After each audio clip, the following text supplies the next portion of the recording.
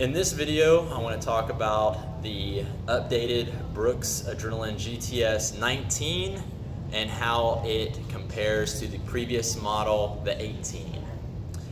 First, I want to talk about the designs, and then I'll talk about some components and things that they've used and that they're changing. So let's talk about the previous model first. So the pros and the cons. The pros, they actually took the overlays off of the forefoot, so your toes get a little bit more breathability. This really fit well for a lot of runners, for good toe movement, if you have bunions, anything like that.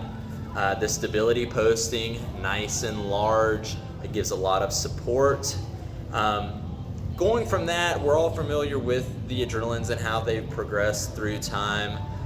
The one drawback that I saw on the Adrenalines, whenever you got someone a little heavier in it, that stability posting seemed to be a little too much, and the weight placement, you would see a lot more wear in the forefoot going towards the outside, even for someone who pronates quite a bit.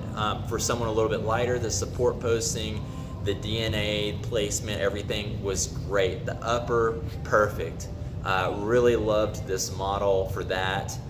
Just the drawback was, depending on certain people, would depend on where the wear was happening. So, updating to the new model, that support posting on the 18, they took it out. They added a couple of different things that they're calling DNA Biomogo and DNA LOFT.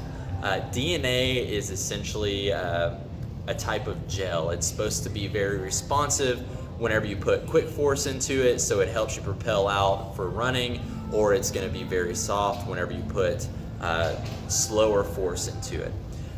So the previous model had that support posting on the inside, and the new model, they actually took that out. So right off of the bat, the con where they were getting a lot of wear up here, that should eliminate that completely. Going from there, they added GuideRails. So on the inside, the arch side, you have a larger GuideRail. On the opposite side, you have a much smaller, just because of the way the foot is designed. It's going to kind of cradle and support it. The DNA Biomogo and the LOFT, it's going to add a responsive feel, but also a soft feel. Visuals in the upper, it's a little, it's not, they still don't have the overlays on it, but it's going to be more so like the previous model of the Ghost on the upper. So it's going to be a little bit more elastic feeling, so it's going to hug the foot, but also not being too restrictive. Overall, the initial design, it's looking awesome. I've had it on side by side. Step in, comfort feel, it's improved, and lightweight overall, just fit and feel great so far. I would definitely recommend this. I would go into your local running store and get fit for the shoe.